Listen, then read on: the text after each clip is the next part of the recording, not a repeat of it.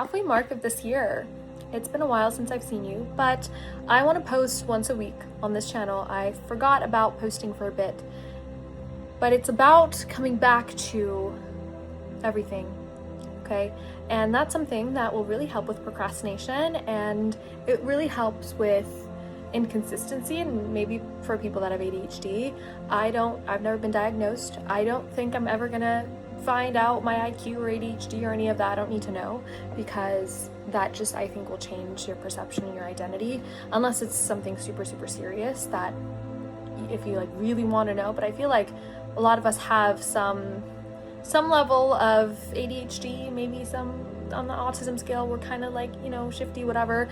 But I think in this day and age, because of short form attention, short form dopamine, that's what I mean, our attention spans have been very narrow, and a lot of us feel very all over the place, because your mind is, when you're scrolling or when you're getting dopamine so quickly, so fast, your brain is just going to be more like dopamine, and you're going to want to give it that and provide it that, and it's just this feedback loop, right? It gets, your attention span gets worse and worse over time, to the point where I think if you ever watched WALL-E, I think you remember like the humans, and they just were on this, they were obese, and they were sitting on this chair on a spaceship, literally just everything, their screens are like this, and they're just watching the screens, and pretty much that's it, that's their life. I'm not gonna lie, for a lot of people, I see that as the future if things don't change. And if you don't take accountability over your life and really think about where you're headed on a day-to-day basis, what you do is where you're going to be headed. And I need to remind myself this as well, because sometimes you think only the positive things you do matter and count, but it's everything you do. I mentioned this in a previous video, and I want to mention it again. Nothing is neutral. You're either doing things that elevate you or doing things that worsen you. Nothing is this, okay? Like short form, like honestly, if you really think about it, think about your day yesterday. What did you do? Like, look at your screen time. Me too, me included. What did you do, right? Did you do things that really elevated you, or worsen what your goal, like worsen meaning you have these goals and these dreams, like you want to get to this position in life. Worsening means like you're taken away from that. You're not getting closer. In fact, you're getting further away. So whatever that dream and goal is, you're doing things to get you closer or further away. Nothing is here. Nothing, right? And every single thing either is this or this. And the thing is, and the fun thing about this is that when you're aware of this, you can be very conscious and intentional about what actions you take. And on top of that, what you can also do is understand that you're not going to always be like this. We're humans, we're people, right? We're not always going to be on high all the time. And if you try, you're going to burn out. And so it always wants to balance, right? You always kind of want to have some sort of balance. And I think over time, though, you kind of want to increase and like get close to your goals like this. So you want to just have more days where you're like this, and lower, like I think the easier part you can actually do is do these less, like do the bad habits less, which is so much easier, like cutting things off, not scrolling on TikTok, not eating the junk food, not ordering out, not having bad food in your house, not skipping the gym. These kind of things are easier to do than like adding more habits and routines and things. I think addition is a lot harder than removing. I have a example of this. So I used to play Clash Royale, and I love that game. I think it's so fun. It's so great.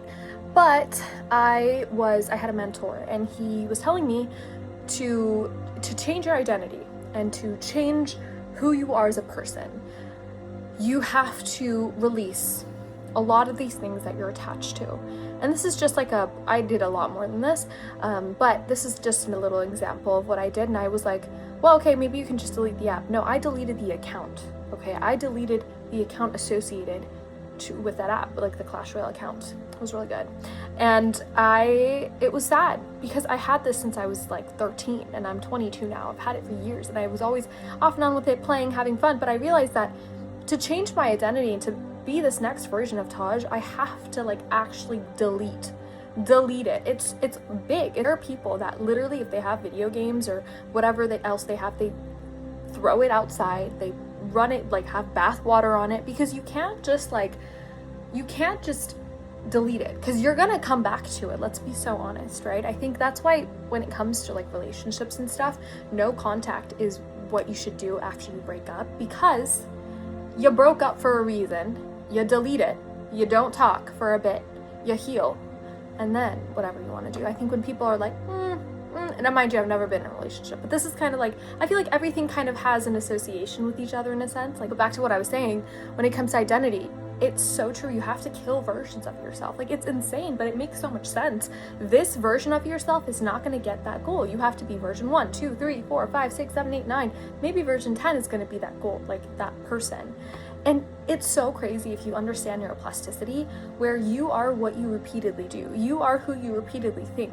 So you have to change it at an identity level. Like, you have to release these old things, old attachments, old energy that's associated with you. And that's how you change and grow. And again, it's consistency with that as well, right? Like, you have to be consistent with this new identity, with this new version of yourself. And I don't know if all that made sense. So now that we're halfway through this year, having this information and taking it in, I think it's really important to ask yourself, like, who do I want to be? What goals do I want to accomplish? Where do I want to live? What kind of life, what kind of person do I want to be? How much money do I want to make? You know, like, what kind of relationship am I looking for? What kind of friendships am I looking for?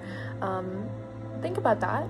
But I think the more important thing you can think about is, what things can I leave behind? What things hold or weigh me down?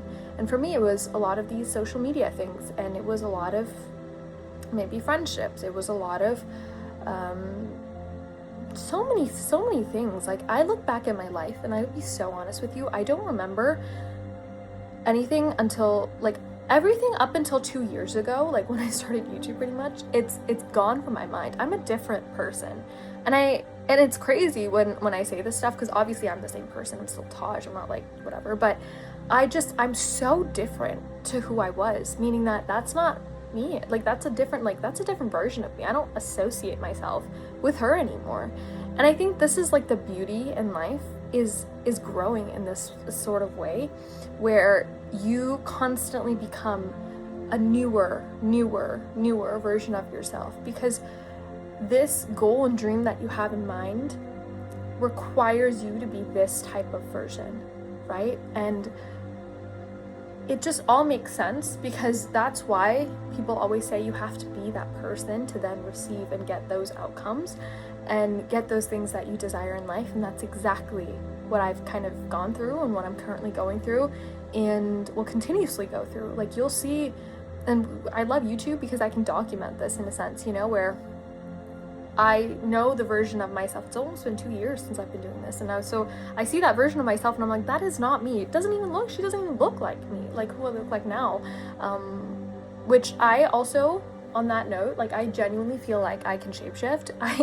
I look different all the time, and I think it's because I'm so energetically in tune with myself, and I try to meditate and I try to really just feel good. And I notice that, like, on the days where I am, let me just lighting, okay, on the days where I'm feeling so good, I feel like I just look so much better.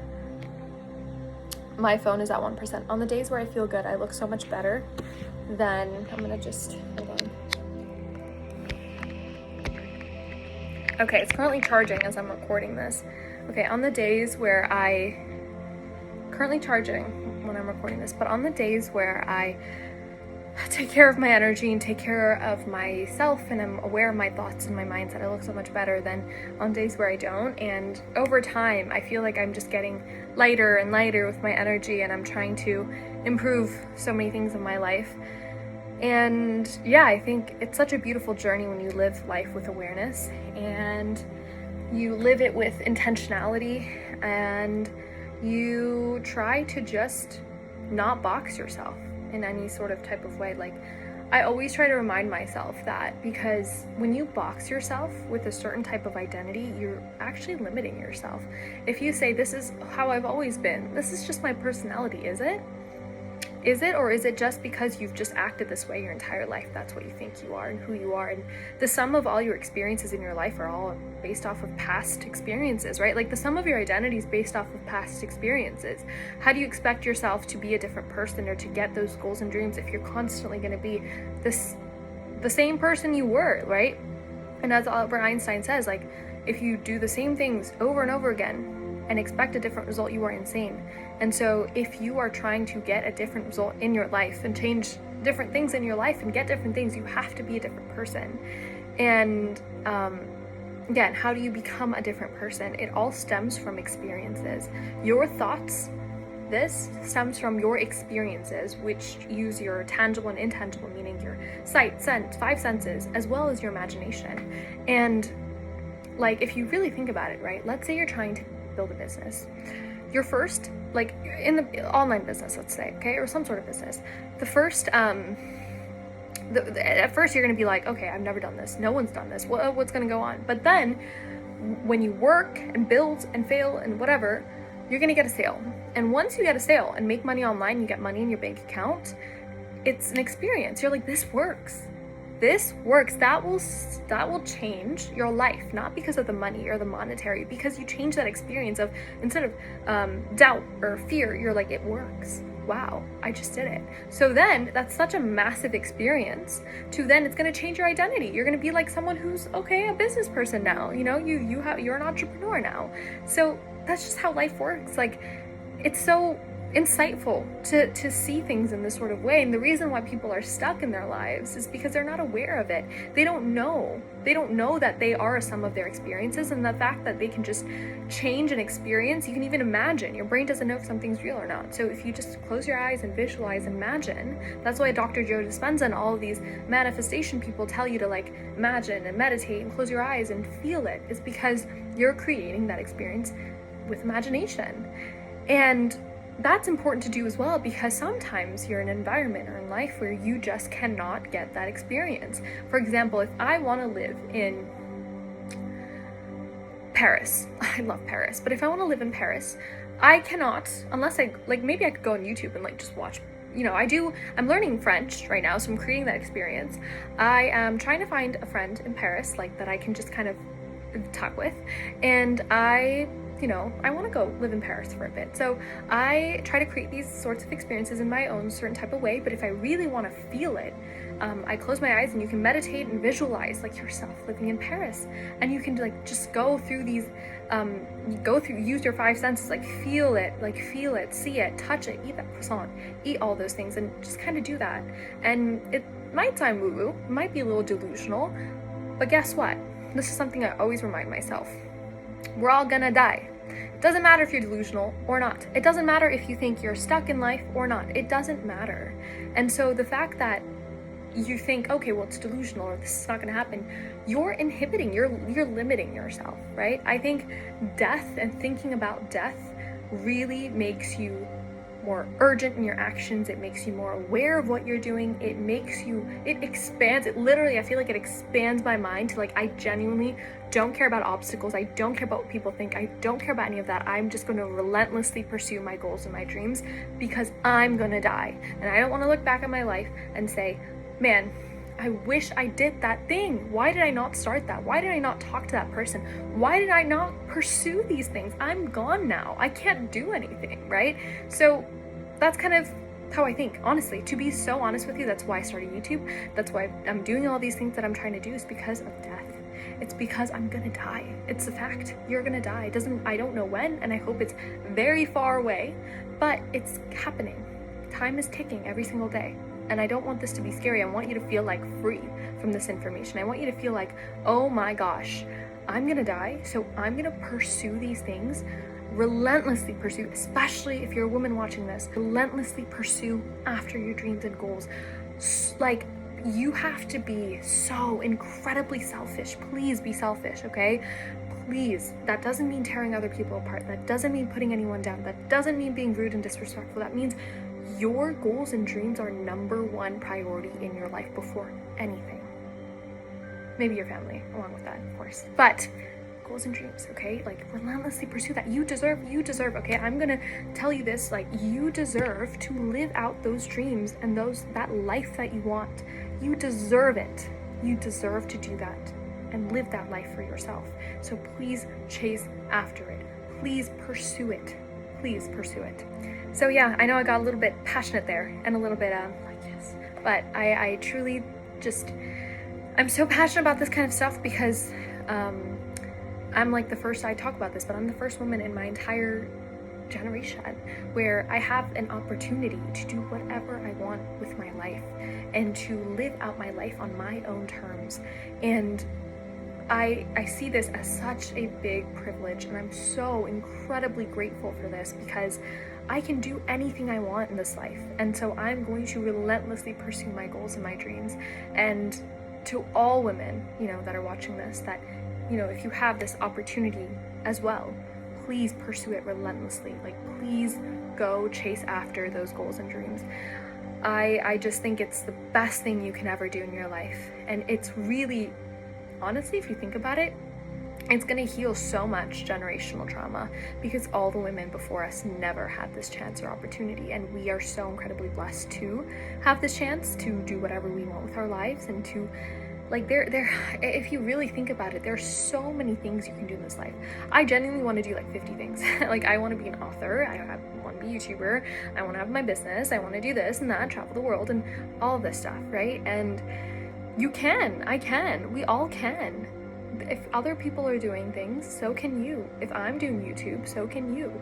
Like, it just is just a matter of doing it, dreaming it, following your intuition, trusting God or the divine or higher power, and chasing after your goals and dreams. So I don't know how I started this video, but I think I started it with, we're halfway through the year, so I'm gonna end it with, we're halfway through the year. That doesn't mean you wasted time. That doesn't mean that it was all for nothing. That doesn't mean that you didn't accomplish anything. You made it this far. You're watching this video. You might feel a little inspired and motivated now. So I want you to, number one, give yourself permission to dream as big as you want. I don't care who calls you what. I've been told, sometimes I tell people, I'm like, I don't want kids. And I've been told that I'm really selfish for that. But I don't care. Call me selfish. I also been told that I'm avoiding responsibility. What responsibility? You know, I think it's just like, forget it all, right? You're dreaming big and you're having these goals and dreams. And again, my opinions can change in the next 5 to 10 years. One thing that will not change are my thoughts and reflections on death and the fact that we're gonna die. And, you know, I think it's called optimistic nihilism. I love that. And that's not gonna change. So I'm gonna pursue as much as I can, like every single thing I want in my life, pursue it relentlessly, right? Like, pursue it or die trying, honestly. Obviously it's not that deep, but you know, it's how I feel, and so that's what I'm gonna try to do. And I suggest you to do the same, because think about it, when you're on your deathbed and you're really thinking about your life, I guarantee you're not gonna think about the things that you did. You're gonna think about the things that you didn't do. I think that's gonna be the biggest regret that you're gonna have in your life.